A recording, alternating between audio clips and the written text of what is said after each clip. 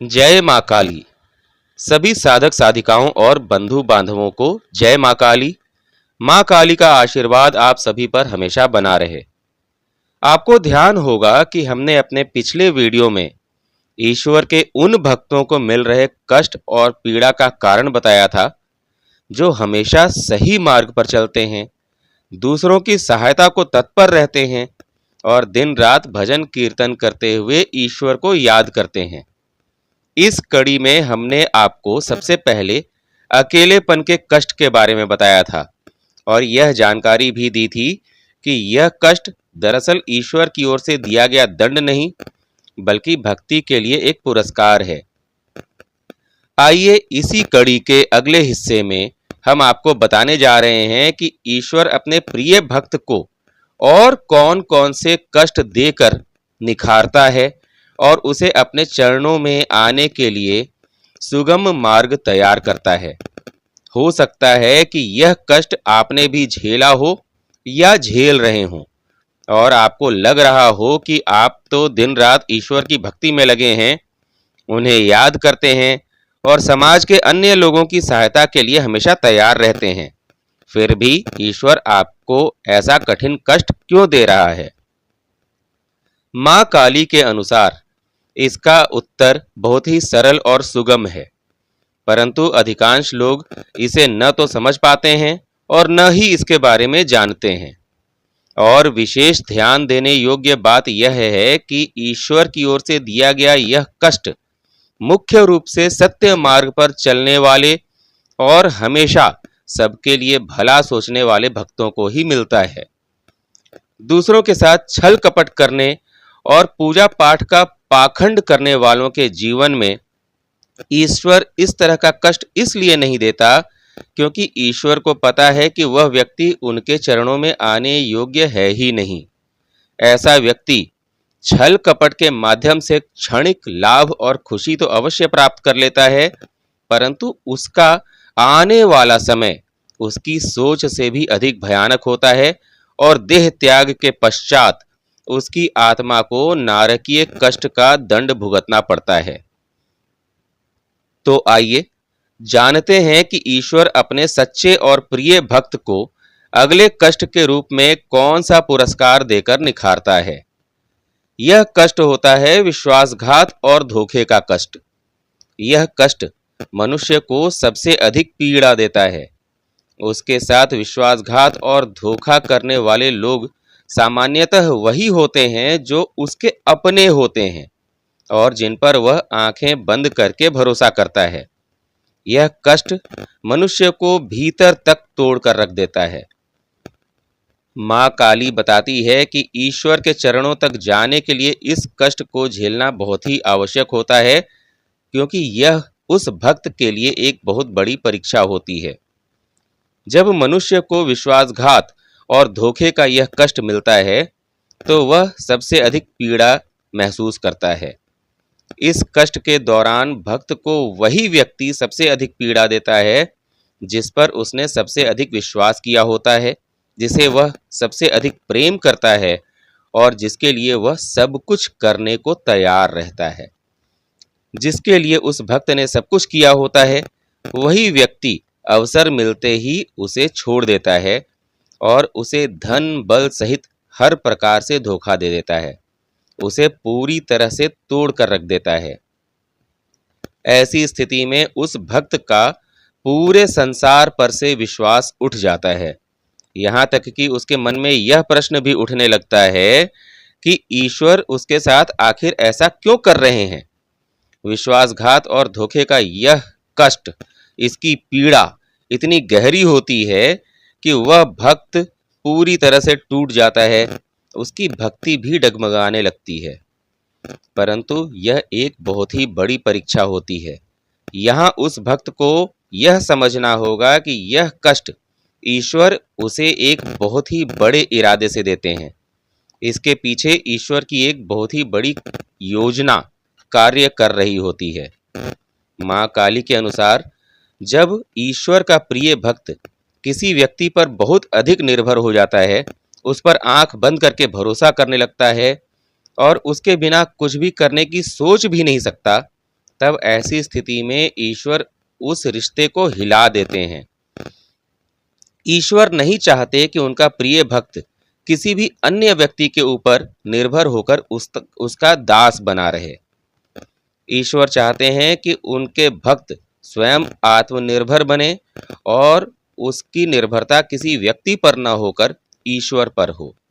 ईश्वर जानते हैं कि जब कोई व्यक्ति किसी अन्य व्यक्ति पर पूरी तरह से निर्भर हो जाता है तो वह दूसरा व्यक्ति उनके भक्त को अपनी उंगली के इशारे पर नचाने लगता है और उनके भक्त की भक्ति का मार्ग भटक जाता है। ऐसी स्थिति में उस भक्त के जीवन में विश्वासघात और धोखे का कष्ट आना अत्यंत आवश्यक हो जाता है और यह एक बहुत ही बड़ी परीक्षा होती है। आइए इस बात को एक उदाहरण से समझते हैं। मान लीजिए कि एक पिता ने अपने छोटे से बच्चे को उसके खेलने के लिए एक गुड़िया दी थी। उस बच्चे को अपनी गुड़िया से बहुत ही अधिक प्रेम है, परंतु वह गुड़िया बहुत ही पुरानी हो चुकी है और उसमें जगह जगह से नुकीले तार निकल रहे हैं जो उस बच्चे को नुकसान पहुंचा सकते हैं। फिर भी वह बच्चा खेलने के लिए उस गुड़िया पर पूरी तरह से निर्भर है और उसे छोड़ना नहीं चाहता। अब ऐसी स्थिति में उस बच्चे के पिता का क्या कर्तव्य होना चाहिए? उसका पिता जानता है कि यह गुड़िया बच्चे को चोट पहुंचा सकती है क्योंकि उसमें जगह जगह नुकीले तार निकले हुए हैं। ऐसी स्थिति में वह पिता बच्चे से वह गुड़िया छीन लेता है और उसे फेंक देता है।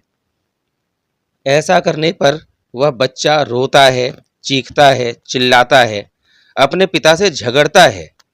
फिर भी उसका पिता उसकी बात नहीं सुनता क्योंकि उसे पता है कि वह गुड़िया बच्चे को नुकसान पहुंचाएगी।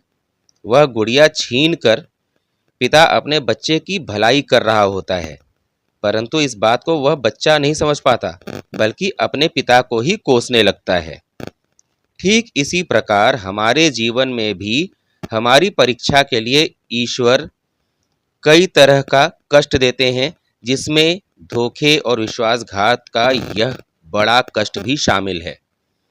ईश्वर विश्वासघात और धोखे की परीक्षा के माध्यम से हमारे जीवन से एक ऐसे रिश्ते को दूर कर रहे होते हैं जो भविष्य में हमें हानि पहुंचाने वाला था।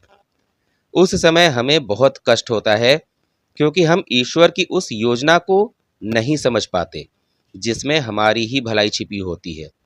ऐसी स्थिति में एक भक्त ईश्वर को ही कोसने लगता है कि मैंने इतनी भक्ति की, फिर भी मेरे साथ ऐसा विश्वासघात और धोखा क्यों हुआ?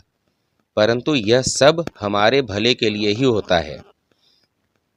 अब आप स्वयं सोचिए और देखिए कि क्या आपके जीवन में भी कभी ऐसा हुआ है जब आपने किसी पर बहुत अधिक विश्वास किया हो और उसने आपके साथ विश्वासघात करके आपको पूरी तरह से तोड़ दिया हो।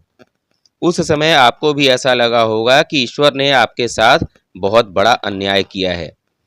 फिर अब यह सोचिए कि क्या उस विश्वासघात के बाद आपके जीवन में कुछ बेहतर नहीं हुआ?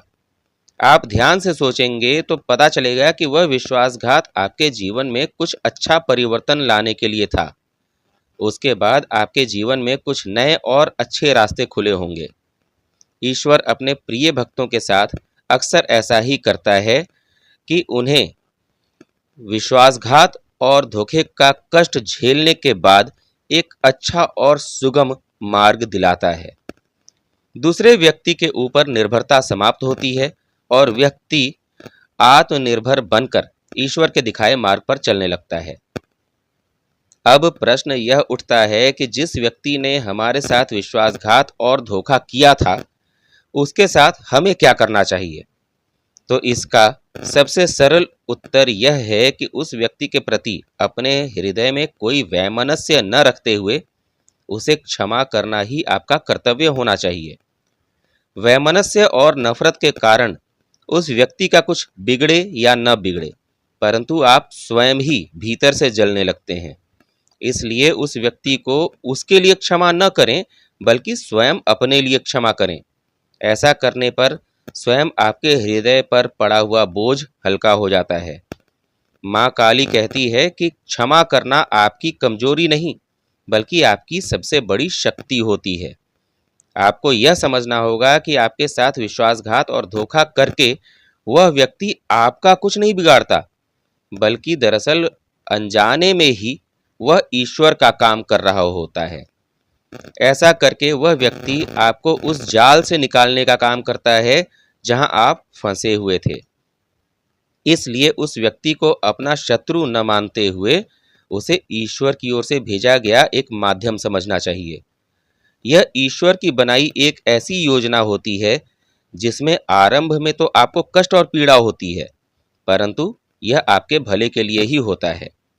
यदि आपके जीवन में भी ऐसा हुआ है और आप किसी की ओर से किए गए विश्वासघात और धोखे की पीड़ा के साथ जी रहे हैं, कोई बात अभी भी आपके हृदय में चुभ रही है, तो इससे उबरने का एक सरल मार्ग चुनिए। इससे उबरने का सबसे सरल मार्ग है उस व्यक्ति को क्षमा कर देना। उसे क्षमा करने का अर्थ यह नहीं है कि आप फिर से उसके ऊपर निर्भर हो जाएं और उसके साथ अपनी निकटता बढ़ाएं। क्षमा करने के बाद भी आपको उस व्यक्ति से दूरी बनाकर ही रखनी होगी। बस आपको यह मानकर उस व्यक्ति को क्षमा करना है कि उसने ईश्वर का ही काम किया है और उससे दूरी बनाकर रखनी है। माँ काली कहती है कि एक व्यक्ति के लिए किसी को क्षमा करना बहुत आसान महसूस नहीं होता, परंतु स्वयं को वैमनस्य और नफरत की अग्नि में झुलसने से बचाने के लिए क्षमा करना ही एकमात्र उपाय है। आप उसे क्षमा कर पाते हैं या नहीं, यह भी ईश्वर की ओर से दी गई एक परीक्षा ही है। इसलिए उस व्यक्ति को क्षमा करने के साथ साथ ईश्वर से यह अवश्य कहिए कि हे ईश्वर, तुमने जो भी किया वह मेरी भलाई के लिए ही किया और मुझे तुझ पर पूरा विश्वास है। मैं मात्र तुझ पर ही निर्भर हूँ और मुझे इस परीक्षा से पार कराना तुम्हारा ही काम है। ईश्वर अपने प्रिय भक्त की हर बात सुनता है और विभिन्न माध्यमों से उसका उत्तर भी देता है। जब कोई भक्त स्वयं को पूरी तरह से ईश्वर के समक्ष समर्पित कर देता है, तो ईश्वर कभी भी उसे पराजित नहीं होने देते। इस परीक्षा से बाहर निकालना भी ईश्वर का ही दायित्व बन जाता है। साथियों, ईश्वर अपने प्रिय भक्तों को किस किस तरह की पीड़ा और कष्ट देते हैं, यह एक लंबा विषय है और इस वीडियो में उसे पूरी तरह समेट पाना संभव नहीं हो पाएगा। यह वीडियो भी बहुत लंबा हो रहा है, इसलिए फिलहाल मुझे यहीं रुकना होगा। अगले वीडियो में मैं आपको ईश्वर की ओर से दिए गए अन्य संकेतों और कष्टों की और भी गहरी जानकारी देने का प्रयास करूंगा, इसलिए हमारे चैनल पर बने रहें। उम्मीद है कि आपको यह जानकारी पसंद आई होगी और आप ईश्वर के संकेतों को समझना शुरू कर चुके होंगे। इस वीडियो को अपने साथियों के साथ शेयर भी करें, तो संभव है कि उनके जीवन में भी सकारात्मक परिवर्तन आ जाए। तो आपसे जल्द ही मिलते हैं अगले वीडियो में। जय माँ काली।